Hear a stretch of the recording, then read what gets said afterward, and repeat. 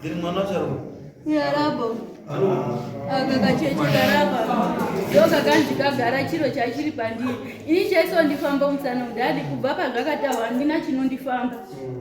Saka mwana anongasi how does she behave? Ana chaanza aratidziba kana asati akura pamunotambira mari yake ndo pazvichabudza.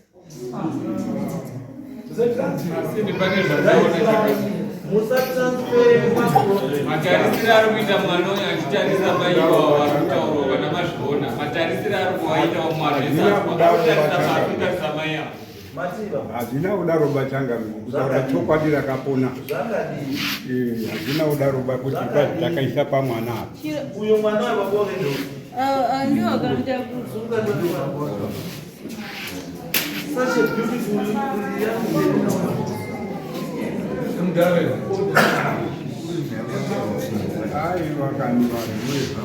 No. Zvakadai papa ndikofanira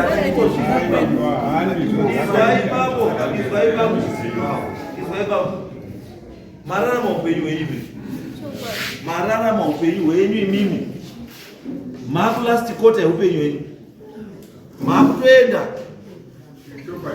but no mirai baba musaite utsinyi ba kutransfer problem kubva kuno another innocent soul kuendesa kuna another innocent soul iwe kufara unonakiwa nokumadoro mwana mutsiku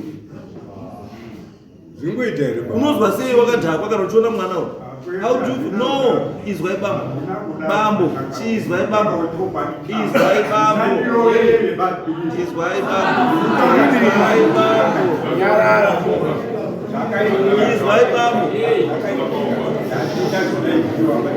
izwai taurai kuti hapana chandaiziyo.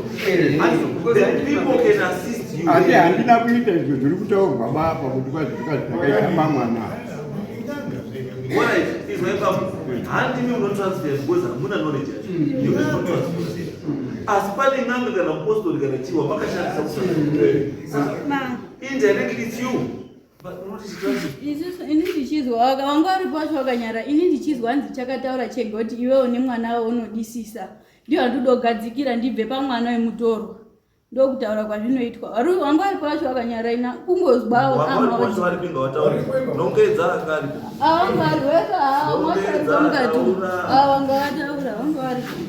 chichokwadi charutaura mwana takaenda kwatakaenda na baba taenda kwatakaenda ndobva mweya wabuda uchitaura pano ukati nini pandiri panapa handichadiba pamutorwa ndakuda kudzokeswa mumusha kwamaroa asi ndine pandichaenda kogara ndichazozviratidza kana mwana akura ndobva ati sane kumbondisa pambudzi kana pamari mari iyoyo yakasiwa iri pamba pehanzvadzi yangu pane payakachererwa pamba mari iyoyo handiti zvadaro zvikazi anenge azoita muedzo wekutora mari iyoyo ndiye achatakura mweya asi ndopandichazorora ndiri kusvika imimi maenda kogadzirisa konditsvaga kumba kwangu muno ndichakutaurirai kuti ndiriwepi mhepo iyo yakataura ikati ndiri kwasamutanda sherukuru tikabvunza zita akaramba kutaura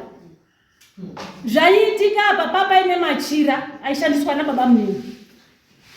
Baba munini vashaisha maoko vakaisa mweya wemufi pamachira vaishandisa machira yose gona iroro vairishandisa mumusha vachiti ndere kurapa naro saka gona iroro ndo rakunetsa pamwana. Right, so imeyakanaka yajeka manje yanyasa saka nyaya iri konde tete pakaitira zvinhu zvese zvamuripo munozviziva newamwe wese, you are all witnesses kune chinhu chakaitika. Saka tikuti vanatetera muri kuona kuti chinhu chimamaisa pasi chisingafanira kunge chiri chakupwanya imba yemwana asi neindi rudzi rwenyu chakupwanya mwana imba yake isinei nemi. Gadzisai chinhu chenyu chinoonekwa marowa, chisaende pamwana uyu, chisaende pamwana uyu, ripai ngozi yenyu chinhu chipere. Pamwana uyu yakati ndabva handichadzoki, asi iye ngasasadzokerezve kopinza gumbo rake mumusha kwamarowa. kana mumusha makarorwa mai wake vakazi ngasapinde. Saka tuti izvi kuna baba wake makaendesa here endai muture mwana uyu kumusha kwababa wake uzi mutora ngaasatsike mumaruwa ndo makamuchengeta munotaende kupi alternative yamamba ndeipi kuti kana mukwasha achinge auya vanofanirwa kuti wamutori woenda naye kuti aenda kuita zvese zvinozoitwa zvokwasha kumusha kwake kwamutoko. Ndiri mkwambo uba imimi ndimi mune mwana wemunhu imimi ani mwana wamkwambo ndimi mune mwana wemunhu ende muture kuna baba wacho ndini mkwambo utera mkwambo uzoita zvake zvese zvokwambo nda kutokupi iko asi imi mazorera munhu kuchi kumusha kwake baba ndiye achaziva zvekuita nemwana wake imi bvisai mwana wemusha make menyu aende kumusha kwake perekedzai mwana chakuitika pandiri mambo ndechekuti kuendeswa kumba ndinoda shuwa kuti mubambo atee asi murume mazuva zvataura kuti handichadi ini kuti ndiende baba unonditambira shuwa asi mwana don't worry about that. Uyu mkwambo uyu iwewe uri kuenda kwababa wako waenda kwababa wako mukwambo achateera ikoko akaroora kusiriko achanofanira kutanga kuroora azoroora kana asisadi anofanira kubvisa kuti kupuro kuna baba wako ikoko kana zvaitwa izvozvo munhu haamanikidzwi pakuda munhu asadi ati mwana wake uyo kana ari kudhauta kuti mwana asiri wake endai ku-DNA test. DNA test yonoprova kana mwana ari ake he has to maintain mwana wake wakuenda kusokokoti woenda kumaintenance wochengeta chii mwana wake asi sinzi mwana uyo ari under the age of 18 iwewo mai uchamaintainwawo iwe nemwana kusvikira mwana asvika paage of 8. Saka zvokuti uchaita sei don't worry iwe dzoka kumba kwani endeswa procedure yoitwa yechiwanhu woendeswa kumusha kwako murume weya woita zvaanofanira kunge ari kuita zvaakaita uku isusu tachamupa timeline yekuti by musi wakati bambo imi munofanira kunge maenda ikoko baba ari kuzwa baba wacho atinga munozwa bambo aiwa izvo zvokuti uyu mwana uyu handiti handingamazuva kuti hachafaniri kunge ari kuwanikwa mumusha uku handiti saka wana sekuru chiite mwana panoti 1 January mwana unonga kumusha kwababa iwe mukwambo panopera chi January handizvo unenge matero hatisi kumaninza kutora mukadzi usingadi chii mukadzi kana usikadi mukadzi chifollowa procedure inofanira kuitwa kuti unosiye mwana wawanhu zviri pai because don't forget kuti kune mwana ari musana ndewako mwana iyeye uyo you never know in life ndiye achazoziva kuti kuna baba wangu kudarika waunofunga kuti ndo wangu ndokiona mukadzi bedzi kudarika waunofungira kuti iye yacho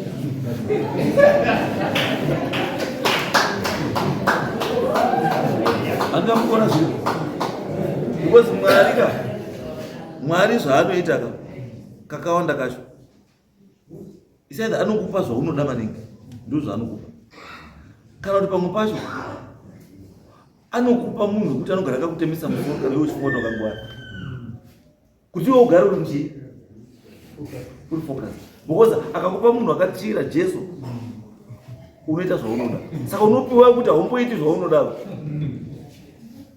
ndozvinoita mwari izvo anokukontrola neimwe nzira ndozvinoita mwari saka iwewe unokwanisa kunga urikutosiya chipo chako chichienda because wakadzi ava pane mukadzi woman poor blood pane woman rich blood umwe kuti ukamuroora nyange masitoro ese anobhuroka unodzoka pa1 ndiye woman poor blood then kokuya umwe woman rich blood wekuti anosvika usina chiro kana masitokisi chaiwo wokugadzira upenyu zvinonaka wariko vanhu vakadaro muupenyu wariko vanhu vakadaro mupenyu. Saka iwewo ziva pawakadini, pawakatarisa hapana chinokurwadza kuchengeta mwana wako nemukadzi wako nyange usingamudi, hausi kumanikidzwa. Chanoda kuti uzive kuti hausi kumanikidzwa kuda mukadzi wausingadi. The choice is yours. Kuti mukadzi unoda here kana kuti hausi kuda, asi ita zvaunofanirwa kunge uchiita. Sei? Chiita kuti zvako zvimire zvakanaka. Asi chausingakangani is to maintain your kid. Saka kusvikira waprove kuti mwana asiri wako ndewako, it's now your responsibility to prove beyond reasonable doubt kuti mwana haasi wako. And how do you do that? Unoenda ku-DNA ubva kuti mwana asiri wako. Kana ari wako, you continue kuchengeta mwana wenyu. Handizvo titesa nditi right ukoko mwana sekuru mwana uyu ndikuziva kuti mwana asiri kwamwari wako. Chiitai zvinoitwa kuti mwana apiwe mushandi, because already warning matopiwa yekuti kuchengeta asiri wako mangwana zvinokwanisa kudii. Mukaona nyaya dzino ndakazvitaura futi last week, nhasi zvaitika futi. Hakuna dare ratinoita izvizvi mazuva ano risina chekuita nevazukuru. Vazukuru nanambuya, vazukuru nanambuya, izvozvi every dare kutori nambuya wanyengwa nemuzukuru. Saka vazukuru vamwe vamurigara navo muZimbabwe, endesai kumba kwavo. Mvura yembambara inotizwa ichiri kure. Handizvo? Right. Iwe taura tizvo. Nechekutaura kumba kwavo. Saka ndinondodzokazve ndondoti ndaudza.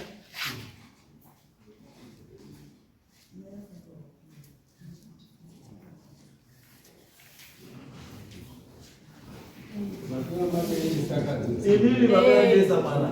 Ndakanga ndamuendesa. Kana vakamuendesa kwazvanzi chii? Saka ndongoendazve ndongodzokera kuti ndaunza chii, ndaunza mwana. Because mwana uyu kana baba wake asiri kumuda kuti agare naye, kana kuti mukadzi wababa wacho asikuda kuti agare nemwana, baba ndiye uchaziva kuti mwana ari kugara natete here kana mbuya kana sekuru kana mumini wekumusha kwake. Imimi endesai kudzidza ravo, vanoziva zvekuita vari. Bvisai mwana apa. Imimi chikwereti chenyu cheschool fees mozoti mandawo leta. Mwana adini mwana panonisi munditora. Hari dzakataurwa ndimukwamboti takaisa pashopu, isusu hatina chatakaisama. Hakuna kana pasina hapana najesu udenga uzoda hapana zvipapiro. Saka ndatoona proof yekuti makaisa is your way against his way. Saka hachina proof.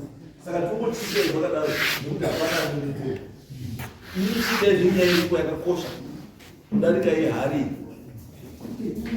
Sekuru tauri pamusoro nhaurwa iri nditi batei kubvunza kuti ndamboita ngenhaurwa yekuti mwana wakazi gadzokere kumba kwakasina chinhu.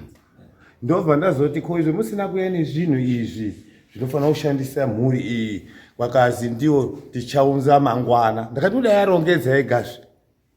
Aiyo imimi sekuru baba musasanetseke nezvo. Mutemo unomubvumira uyu kuenda pamba pake paigara nemurume wake, kunosvika ipapo worongedza zvinhu zvake asina any disturbance. amaita shangamiro Ngokuti zvinhu ndezvake. And on top of that, kana wakatovaka imba yawanga uchitogara, akatovaka nemukadzi, murume ndiye anotobuda mumba imomo achisiya mwana nemukadzi wachigara imomo, kuti mwana ari under the age of 18. amaita shangamiro ndatenga. Azive murume kuti kana waine musha wakavaka nemukadzi uyu, mukadzi ezvongo zvakakabereka mwana anenge ari beyond the age of 18 uyo ane mararamiro ekugara pamba imomo, unless uine mamwe zvimwe zvikonzero zvinoita kuti mukadzi uyu ashandise kugara nemwana iyoyo ipapo.